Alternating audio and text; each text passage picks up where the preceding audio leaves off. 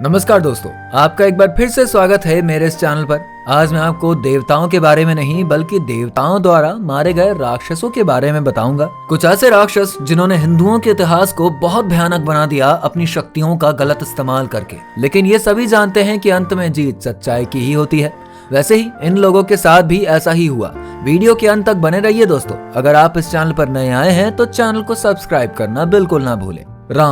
रावण लंका का राजा और रामायण का प्रमुख खलनायक था। इस राक्षस से शायद ही कोई होगा जो परिचय नहीं रखता हो। हिंदू इतिहास का सबसे बड़ा और सबसे शक्तिशाली और सबसे बुद्धिमान राक्षसों में से ये एक हैं। इसीलिए जब भी आप राक्षसों के नाम लेते हैं तो सबसे पहले आपके मन में रावण का ही नाम आता है, जिसका वध हमारे प्रभु श्री राम जी ने किया था।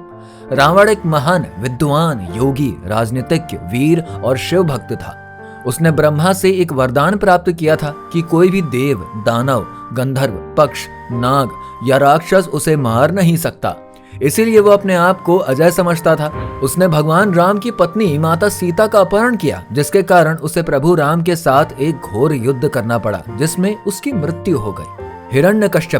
हिरण्यकश्यपु एक अत्यंत दुष्ट और अहंकारी राक्षस था, जो कि विष्णु के प्रथम अवतार नरसिंह द्वारा मारा गया था। वो कश्यप ऋषि और दिति का पुत्र, हिरण्याक्ष का भाई और प्रहलाद का पिता था। उसने ब्रह्मा से एक ऐसा वरदान मांगा था कि उसे ना तो दिन में और ना ही रात में, ना तो घर में ना ही बाहर, ना तो आकाश में और ना ही पृथ्वी पर, और ना तो अस्त्र शस्त्र से और ना ही किसी जीवित प्राणी द्वारा मारा जा सकता है। इस वरदान के कारण वो अपने आप को सर्वशक्तिमान समझने लगा और संसार पर अत्याचार करने लगा। उसने विष्णु की पूजा करने वाले सभी लोगों को सजा देने का आदेश दिया, लेकिन उसका अपना बेटा प्रहलाद एक भक्तिमय बालक था, जो कि भगवान विष्णु को बहुत मानता था। हिरण्यकश्यपु ने अपने बेटे को मारने के लिए ही साधन अपनाया, लेकिन विष्णु ने उसे हर बार बचा लिया। अंत में विष्णु जी ने नरसिंह रूप का धारण करके हिरण्यकश्यपु का वध किया। महिषासुर एक शक्तिशाली राक्षस था, जो एक महिष भैंस का रूप धारण कर सकता था। वो रंभा और कामधेनु का पुत्र था। उसने ब्रह्मा से एक वरदान प्राप्त किया था कि कोई भी पुरुष उसे मार नहीं सकता। इस वरदान के कारण वो अपने आप को अजय समझता था और देवलोक पर आक्रमण करके उसे अपने अधीन कर लिया था। देवताओं ने शक्ति की देवी दुर्गा की पूजा करी, जो कि 9 दिनों तक उसके साथ युद्ध करती रही और अंत में उसे अपने त्रिशूल से भेद कर मार डाला। महिषासुर की मृत्यु के बाद देवताओं ने मां दुर्गा की जयंती, महामाया, दुर्गति नाशिनी और शक्ति की अधिष्ठात्री देवी के रूप में पूजा और सम्मान किया।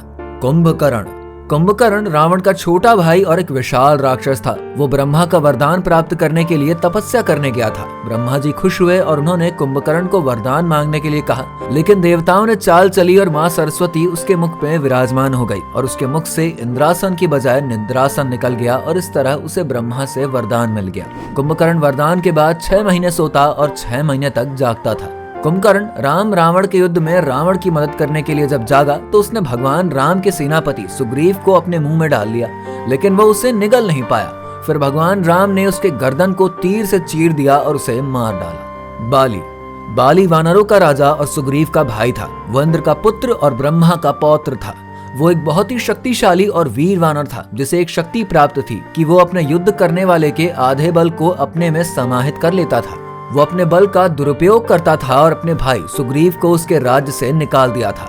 वो एक राक्षसी तारा का पति था। राम ने सुग्रीव की मदद करने के लिए बलि को एक बाण से मार डाला था, जिससे सुग्रीव को उसका राज्य वापस मिल गया था। इन राक्षसों की कहानियां हमें ये सिखाती हैं कि अहंकार, लोभ, क्रोध और दुर्भावना से दूर ही रहना चाहिए और सत्य, धर्म, न्याय और करुणा का पालन ही करना चाहिए।